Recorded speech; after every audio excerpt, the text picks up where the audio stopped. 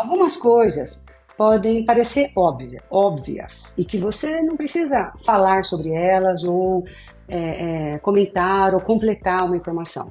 Mas é óbvio para quem, né? Porque eu já vivi isso de é óbvio que ela vai saber que é assim, e na verdade não sabia, aprendi mais uma. E isso foi uma reflexão que eu fiz também agora numa pergunta que me fizeram para o canal do Falinês, que foi quais são os erros mais comuns ao assar um alimento, né, que você vai utilizar no forno. E a gente, quando pensa sobre isso, algumas coisas parecem simples, né, mas às vezes a gente não pensou. Então, eu vou responder essa pergunta agora e você fica aí comigo para você acompanhar, porque o Falinês já está no ar.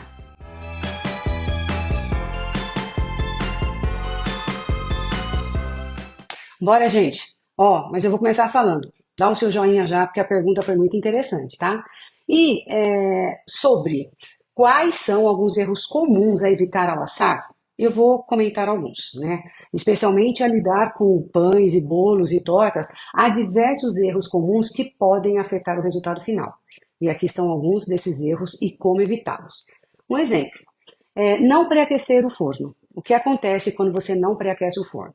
Você colocar o alimento no forno antes dele estar na temperatura certa, pode resultar em um assado irregular e menos crescimento. Como você evita? Sempre pré-aquece o forno pelo tempo necessário para atingir a temperatura desejada antes de colocar a massa ou a preparação no forno. Isso serve para air fryer também, tá? Segundo erro, abrir a porta do forno frequentemente. Esse erro de abrir a porta para indicar o andamento do assado causa variações de temperatura, o que pode fazer com que o bolo, por exemplo, murche. Como é que você evita? Óbvio, né? É óbvio, lá vem eu com óbvio. Evite abrir a porta do forno de forma desnecessária. Use a luz interna e a janelinha de vidro para monitorar o progresso da sua preparação. 3.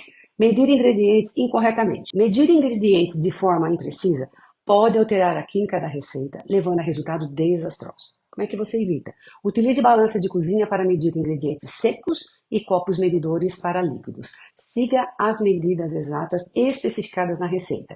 Isso não necessariamente tem a ver com a utilização do forno, mas assim, quando a gente vai assar alguma coisa, principalmente a parte de pães, de bolos e tortas, é muito importante a precisão da medida, né, dos ingredientes, para que você não pense que foi por causa do forno, porque você alterando a química da composição, você é capaz de ter um resultado que bem desastroso mesmo. Aí você vai abrir mais o forno, você, né, então talvez culpe o forno uma coisa não exatamente que seja dele.